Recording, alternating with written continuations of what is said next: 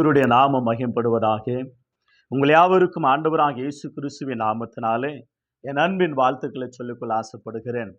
எனக்கு அருமையானவர்களே, இந்த நாளில் கூட சேஷதமாக ஒரு தலைப்பு மூலமாக ஆண்டவருடைய வேதத்தை தியானிக்க கர்த்தர் நமக்கு உதவி செய்வாராக. சேஷதமாக இந்த நாளில் கூட உங்கள் மதிப்பு உங்களுக்கு தெரியுமா?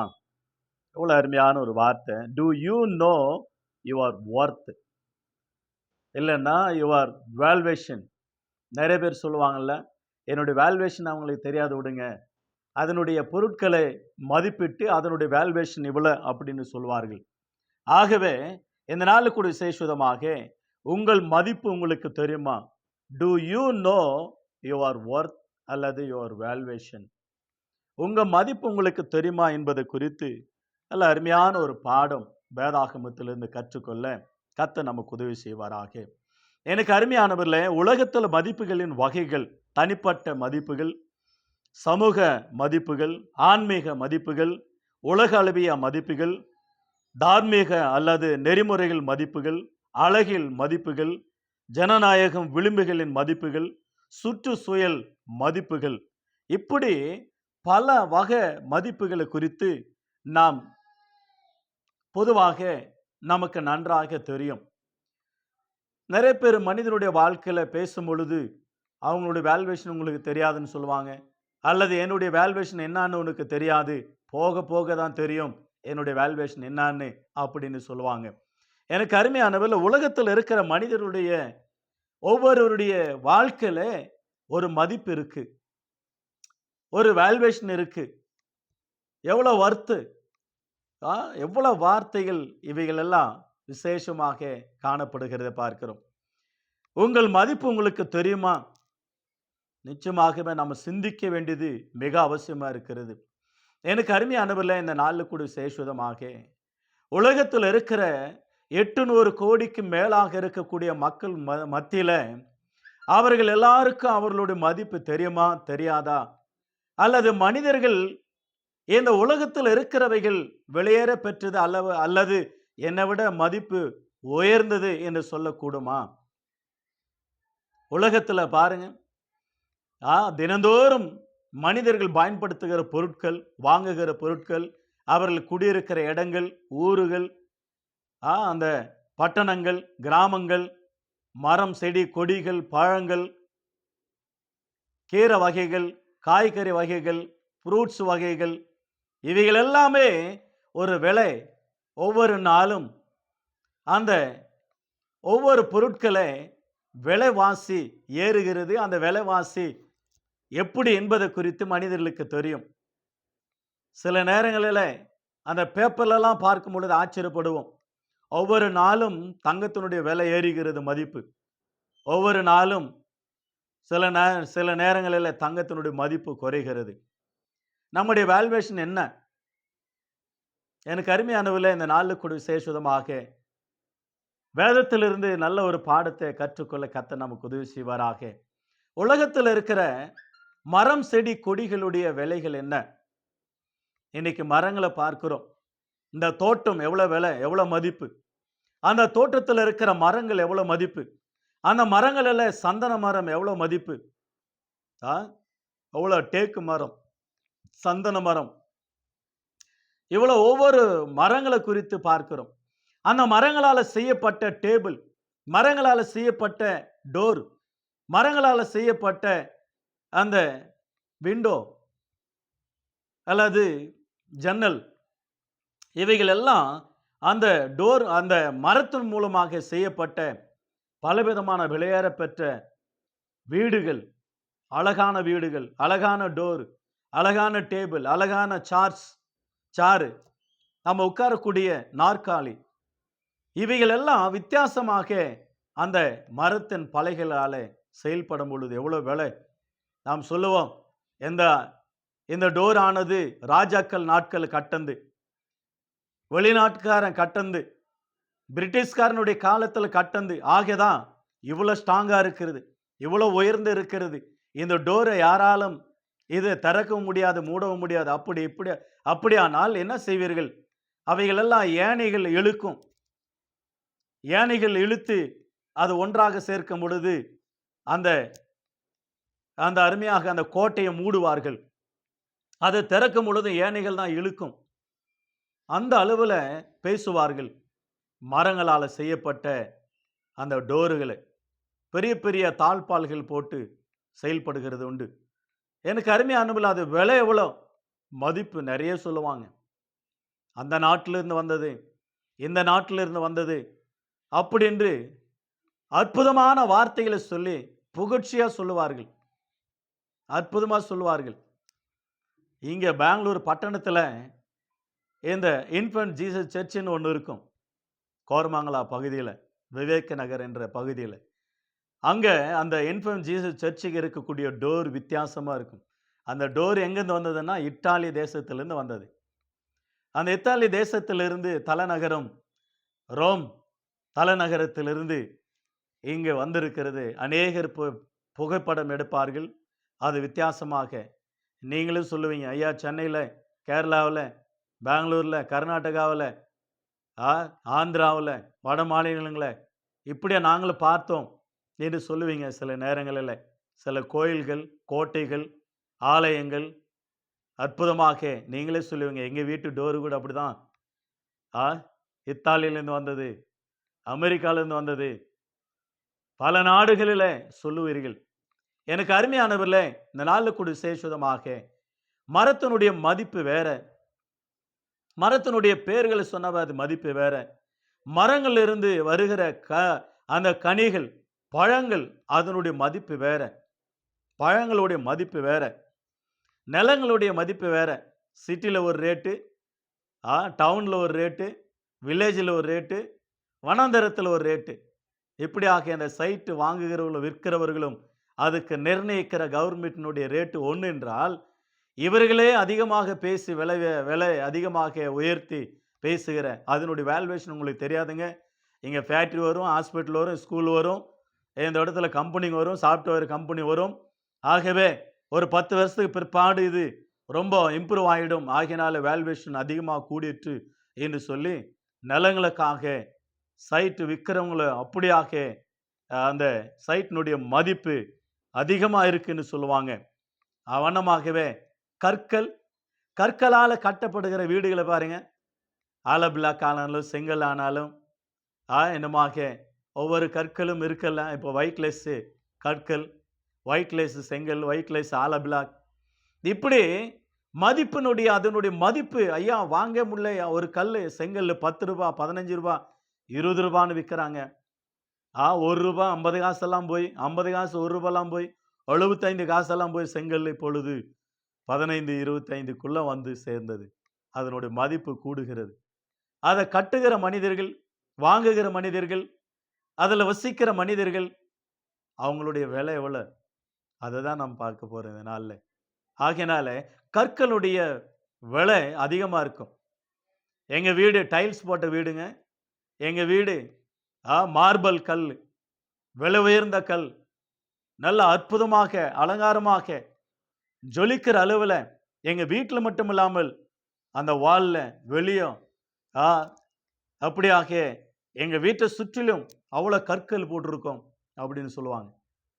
எங்கள் வீட்டு ஓரமாக ரோடு கூட கற்களால் நிர்ணயிக்கப்பட்டது அழகாக என்று சொல்லுவார்கள். எனக்கு அருமையானவர்களே, எவ்வளோ விலை அதிகமாக சொல்லுவாங்க.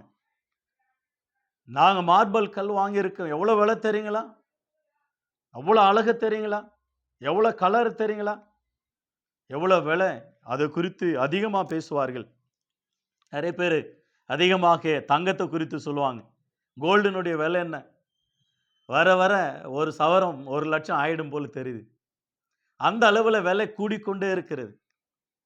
பொன் விலை அதிகம், மதிப்பு, பொண்ணுனுடைய மதிப்பு, கோல்டினுடைய மதிப்பு, சில்வர்னுடைய மதிப்பு, டைமண்டு, பிளான்டேனா, இன்னும் பித்தளை, சில்வர், இரும்பு, இவைகளெல்லாம் உங்களுக்கு நன்றாக தெரியும் எவ்வளோ விலைன்னு.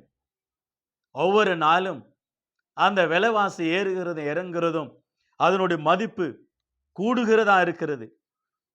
ஆவணமாகவே உலகத்தில் இருக்கிறவைகள், ஒன்று மரங்களானாலும், பழங்களானாலும், காய்கறிகளானாலும், கற்களானாலும், வீடு கற்கிற பொருட்களானாலும் விலைவாசி அதிகமாக அதனுடைய மதிப்பு கூடுகிறதை பார்க்கிறோம். நாம் அன்றாட சாப்பிடுகிற ஆகாரங்களுக்கு கூட மதிப்பு கூடுகிறதை பார்க்கிறோம். ஆடு மாடுகள், ஆடு உயிரோடு இருந்த ஒரு விலை, மரித்தார் ஒரு விலை. அதே வண்ணமாக ஆடு மாடுகள், மாடுகளை கூட அவங்க வயல்வெளி செய்வதற்கு கொண்டு வருகிற அந்த மாடுகளை கூட விலை அதிகம். ஏனை விலை எவ்வளோ, பூனை எவ்வளோ, புலி எவ்வளோ, சிங்கம் எவ்வளோ, சிறுத்தை எவ்வளோ, பறவைகள் எவ்வளோ, லவ் பேர்ட்ஸ் சிலரை விற்பனை செய்வார்கள். அந்த அளவில் விலை. இந்த பேர்ட்ஸை விற்பனை செய்கிறவர்கள் உண்டு, பறவைகளை. அதனுடைய விலைகள் என்ன, அதனுடைய மதிப்பு என்ன? எலி கூட பணத்துக்கு வாங்கிட்டு வந்து வளர்க்குறாங்க. அதனுடைய மதிப்பு என்ன? எலி, பூனை, பன்றி, இவைகளெல்லாம், கோழி, கொக்கு, இவைகளெல்லாம் பணத்தை கொடுத்து வாங்கிட்டு வந்து சாப்பிட்றவங்களும் உண்டு, வளர்க்குறவங்களும் உண்டு. கோழியினுடைய மதிப்பு பாருங்க, கடையில் போட்டுருப்பா போர்டு, உயிரோடு இருக்கிற கோழி 200 ரூபாய். அந்த செத்து போய் தோல் உரித்து கோழி 300 ரூபாய். எவ்வளோ வார்த்தை! அந்த வார்த்தை படிக்கும்போது ஆச்சரியமாக இருக்கும். உயிரோடு இருந்த மதிப்பு குறைவு, மரித்து போனால் அதிகமாக விலை மதிப்பு ஜாஸ்தி. மீன் செத்தா கருவாடு, நீ செத்தா வெறுங்கூடுன்னு சொன்னான் உலகத்தான். அவனமாக மீன் கூட உயிரோடு இருக்கும் பொழுது ஒரு விலை, அதை செத்து கருவாடு ஆன பிற்பாடு அது ஒரு விலை. ஆனால் மனிதர்களாகிய நமக்கு உயிரோடு இருக்கும்பொழுது ஒரு விலை, மரித்தால் கவர்மெண்ட் இவ்வளோதான் விலைன்னு நிர்ணயித்து இருக்கிறார்கள். குறைவுதான். அந்த அளவில் அதுக்கு இருக்கிற மதிப்பு கூட நமக்கு இல்லை என்று சொல்லுவார்கள். கோழி மரித்தா கூட 300 ரூபாய் 400 ரூபாய் கோழி. அதை கபாபு செஞ்சாலும் பொரித்தாலும் அதை சமையல் செய்தாலும் இன்னும் அதிகமாக விலை. ஹோட்டலெல்லாம் போனீங்களா, 5 ஸ்டார் ஹோட்டலுக்கெல்லாம். அப்படி உலகத்தில் இருக்கிறவைகள் மதிப்பு அதிகம். அதுக்கு விலையேற பெற்றது ரொம்ப ரொம்ப கனம் அவைகள். எனக்கு அருமையானவில்லை, உலகத்தில் இவைகள் எல்லாம் மதிப்பு, மரியாதை, கனம் இவைகள் எல்லாம் ரொம்ப உயர்ந்தவைகளாக இருக்கிறது. ஒரு மனிதனுடைய விலை எப்படி இருக்கும்? ஆகியனால தான் இவைகள் எல்லாம் இவ்வளோ விலையா, வீடு அவ்வளோ விலையா, நிலம் அவ்வளோ விலையா, மரங்கள் அவ்வளோ விலையா, சாப்பிடுகிற பொருட்கள் அவ்வளோ விலையா, நீங்கள் உடித்துக் கொள்ளுகிற உடுப்பு அவ்வளோ விலையா. நிறைய பேர் சொல்லுவாங்க, ஒரு எம்எல்ஏ போடுற ட்ரெஸ்ஸு, கவுன்சிலர் போடுற ட்ரெஸ்ஸு, ஒரு எம்பி போடுற ட்ரெஸ்ஸு, ஒரு சிஎம், ஒரு ஜனாதிபதி, ஒரு பிரதமர், அவர் போடுகிற ட்ரெஸ்ஸு, அவர் குடிக்கிற தண்ணி, அவர் யூஸ் பண்ணுற ஷூ, அவர் யூஸ் பண்ணுற பென்னு, அவர் யூஸ் பண்ணுற மோந்திரம், அவர் யூஸ் பண்ணுற அந்த தலைக்கு அந்த பொருட்கள், கலர்ஸு, கண்ணாடி, அற்புதமாக அது ரேட்டை சொல்லும் பொழுது அவங்க போடுகிற வாட்சி, இவையிலெல்லாம் பெரிய பெரிய கம்பெனியினுடைய பேர்களை சொல்லி லட்சக்கணக்கில் சொல்லுவாங்க. ட்ரெஸ்ஸு 5 லட்சம், வாட்சி 1 கோடி 1.5 கோடி, அவங்க போடுற கண்ணாடி 2 லட்சம், அவங்க போடுற ட்ரெஸ்ஸு 1.5 லட்சம் 2 லட்சம், அவங்க போடுற ஷூவு 50,000 1.5 லட்சம் 2 லட்சம், அவங்க போடுற மோந்திரம், அவங்க பாக்கெட்டில் இருக்கிற அந்த பேனா 1 லட்சம். அவன் 3 ரூபாய் போதும் பெண்ணு இல்லை. அதே தான் இந்த 1 லட்சம் பெண்ணு எழுதுகிற பெண்ணுக்கு தான் அவ்வளோ மதிப்பா? 3 ரூபாய் பெண்ணு வாங்கினா கூட அதே எழுத்து தான் எழுதும். அவ்வளோ மதிப்பு சொல்லக்கூடிய அளவில் பொருட்களை யூஸ் பண்ணுகிற மனிதர்களாகி நம்முடைய வாழ்க்கையில் மனிதர்களுடைய மதிப்பு கூட எவ்வளோ மிக முக்கியமானது என்று பைபிள் கோடிட்டு நமக்கு சொல்லி இருக்கிறதை பார்க்க போகிறோம். லேவியராகம புஸ்தகம், த புக் ஆஃப் லெவிட்டிஸ் சாப்டர் 27, லேவியராகம புஸ்தகம் 27ஆம் அதிகாரம் 1 முதல் கடைசி வரை அந்த அதிகாரம் முழுமையாக நீங்கள் வாசிப்பீர்கள் என்றால் அற்புதமாக அருமையாக ஆண்டவர் வைத்திருக்கிற திட்டங்களை நாம் அறிந்து கொள்ள முடியும். சொல்லப்படுகிறது லேவியராகம புஸ்தகம், Leviticus, the book of Leviticus chapter 28 1 to last 34 words. லேவியராகமம் 27ஆம் அதிகாரம் 1 முதல் கடைசி வரை பட் சில வாக்கியங்களை மாத்திரம் வாசிக்கலாம். பின்னும் கர்த்தர் மோசேயை நோக்கி, நீ இஸ்ரவேல் புத்திரோடு சொல்ல வேண்டியது என்னவென்றால், யாது ஒருவர் விசேஷித்த பொருத்தனை பண்ணியிருந்தால், பொருத்தனை பண்ணப்பட்டவர்கள் உன் மதிப்பின்படி கர்த்தருக்கு உரியவர்கள். 20 வயது முதல் 60 வயது வரைக்கும் உட்பட்ட ஆண் பிள்ளை நீ பரிசுத்த ஸ்தலத்தின் சேக்கல் ஆகிய 50 வெள்ளி சேக்கலாகவும், பெண் பிள்ளை 30 சேக்கலாகவும் மதிப்பாயாக. மதிப்பு அது வேல்வேஷன். 5 வயது முதல் 20 வயது வரைக்கும் உட்பட்ட ஆண் பிள்ளையை 20 சேக்கலாகவும், பெண் பிள்ளையை 10 சேக்கலாகவும், ஒரு மாதம் முதல் 5 வயதுக்குட்பட்ட ஆண் பிள்ளை 5 வெள்ளி சேக்கலாகவும், பெண் பிள்ளையை 3 சேக்கலாகவும், 60 வயது தொடங்கி அதற்கு மேற்பட்ட வயதுள்ள ஆண் பிள்ளை 15 சேக்கலாகவும், பெண் பிள்ளையை 10 சேக்கலாகவும் மதிக்க கடவாய். உன் மதிப்பின்படியே செலுத்தக்கூடாத தரித்திரனா இருந்தால் அவன் ஆசாரியனுக்கு முன்பாக வந்து நிற்க கடவான். ஆசாரியன் அவனை மதிப்பானாக. பொருத்தனை பண்ணினவனுடைய திறனுக்கேற்ற ஏற்றபடி ஆசாரியன் அவனை மதிக்க கடவான். ஒருவன் பொருத்தனை பண்ணினது கர்த்தருக்கு பலியிடத்தக்கதாக மிருக ஜீவனானாலும் அவன் கர்த்தருக்கு கொடுக்கிற அப்படிப்பட்டதெல்லாம் பரிசுத்தமா இருப்பதாக. எனக்கு அருமையானவில்லை 10ஆம் வசனம், அதை மாற்றாமலும் வேறுபடுத்தாமலும் இருப்பாயாக. இளம்பாரமானதற்கு பதிலாக நலமானதற்கு பதிலாக இழப்பமானதையும் செலுத்தாமல் இருப்பானாக. அவன் மிருகத்திற்கு பதிலாக மிருகத்தை மாற்றி கொடுப்பானாகில் அப்பொழுது அதுவும் அதற்கு பதிலாக கொடுத்ததும் பரிசுத்தமா இருப்பதாக. இது கர்த்தருக்கு பலியிடத்தக்கதாக. சுத்தமில்லாத யாதொரு மிருகமானாலும் அது ஆசாரியனுக்கு முன்பாக நிறுத்த கடவான். ஆசாரியன் அது நல்லதானாலும் ஆனாலும் அதை மதிப்பானாக. உன் மதிப்பின்படி இருக்க கடவது. இந்த அதிகாரம் முழுவதும் நீங்கள் வாசிக்கலாம். அற்புதமாக ஒரு சம்பவம். 20 வயது முதல் 60, 30, 5 வயது முதல் 20, 30 வயது முதல் 1 மாதம் முதல் 5 வயது, 60 வயது முதல் அதுக்கு மேற்பட்ட வயது உள்ளவர்கள் அவருடைய மதிப்பு என்ன? எவ்வளோ ஒரு அற்புதமாக. இன்னைக்கு நிறைய பேருடைய மனிதனுடைய மதிப்பு என்ன? பாட்டே உலகத்தை பாடிட்டான், என்ன விலை அழகே உன்னை விலைக்கு வேணா வாங்குவேன்னு சொல்லி. உலக அழகினுடைய மதிப்பு என்னான்னு உலகத்தார் மதிப்பிட்டு இருக்கிறார்கள்.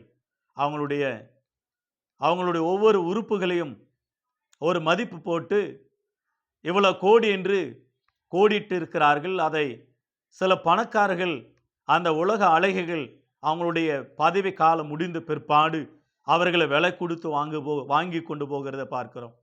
எனக்கு அருமையான தேவச்சனமே, மனிதனுடைய மதிப்பு இவ்வளவுதானா என்று சொல்லி நீங்கள் சொல்லக்கூடும்.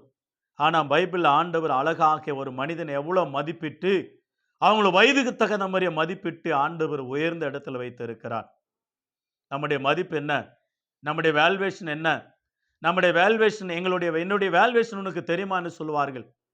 ஒவ்வொரு மனிதன் உயர்ந்த இடத்துல ஒரு பணக்காரனுடைய மதிப்பு என்ன?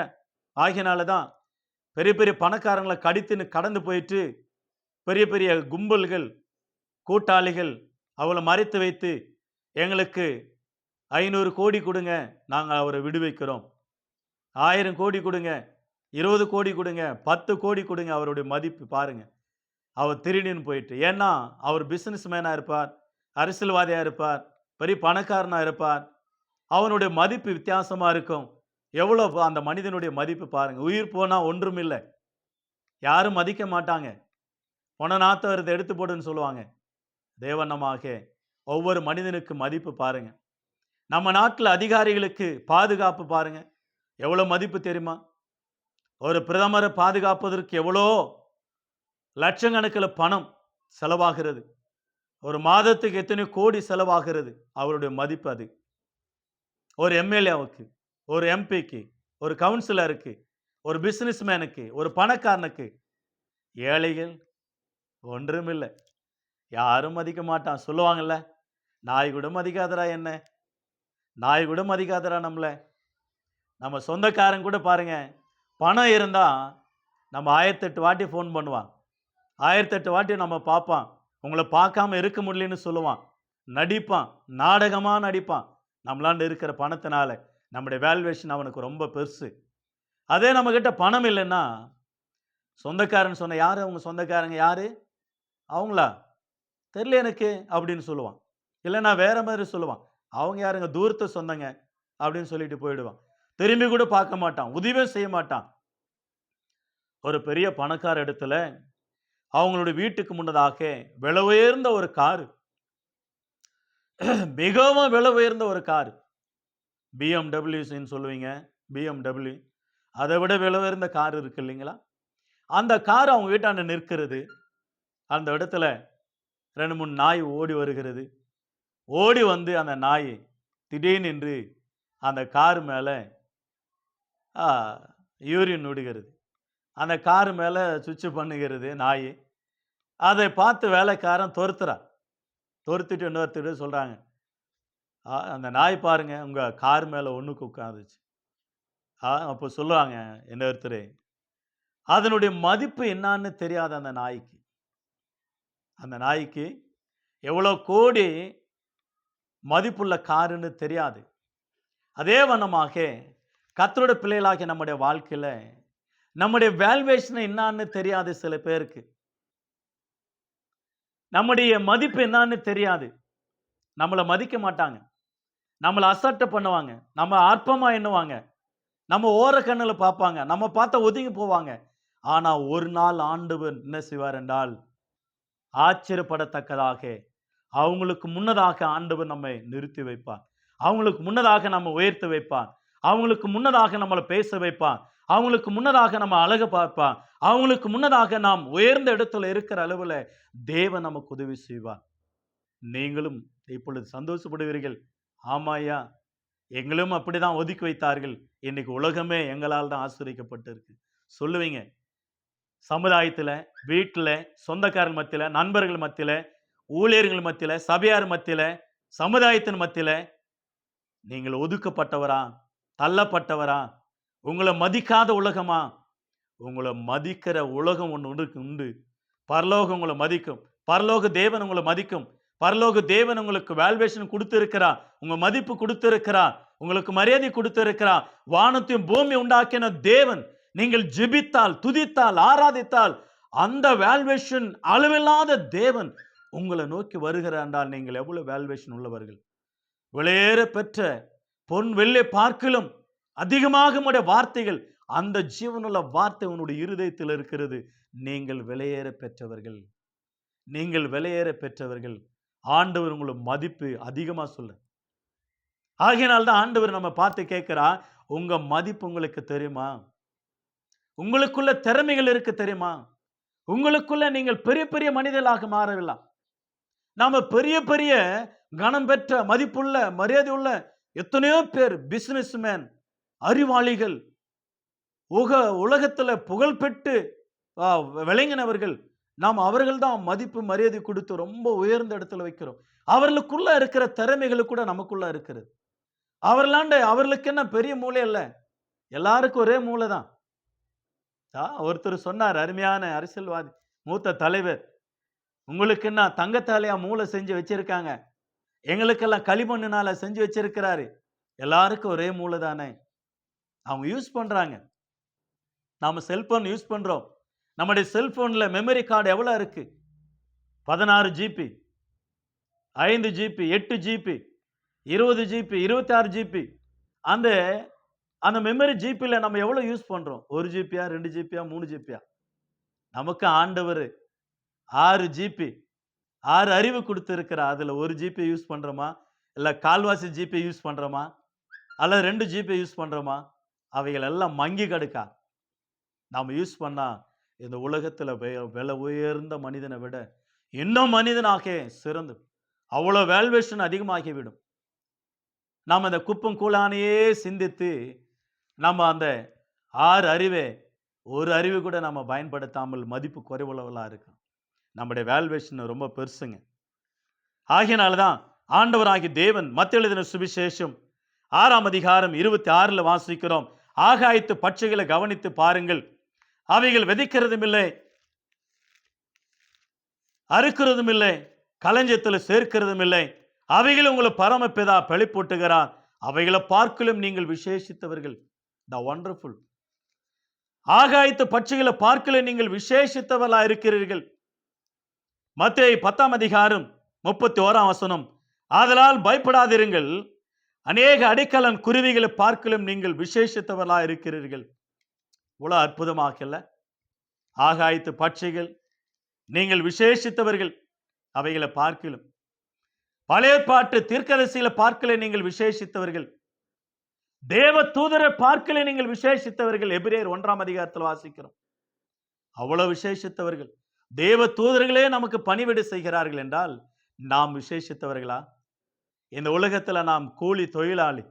ஒரு வாட்ச்மேன் வேலை பண்றோம், அநேக கூலி வேலைகளை செய்கிறோம், ஆபீஸ் வேலை செய்கிறோம், ஒருவருக்கு வேலை செய்கிறோம், மற்றவர்கள் நமக்கு எஜமான்களா இருக்கிறார்கள். ஆனா நமக்கு பணிவிட ஆவிகளாக தேவன் தேவ தூதர்கள் வைத்திருக்கிறார் என்றால் நாம் எவ்வளவு விலையேற பெற்றவர்கள், எவ்வளவு பாக்கியவான்கள். நம்முடைய வேல்வேஷன் லஸ் அல்ல, பிக். நம்முடைய வேல்வேஷன், சில பேர் நம்முடைய வேல்வேஷன் தெரியாம நம்ம பகைக்கிறான், நம்ம விட்டு தூர போறான்.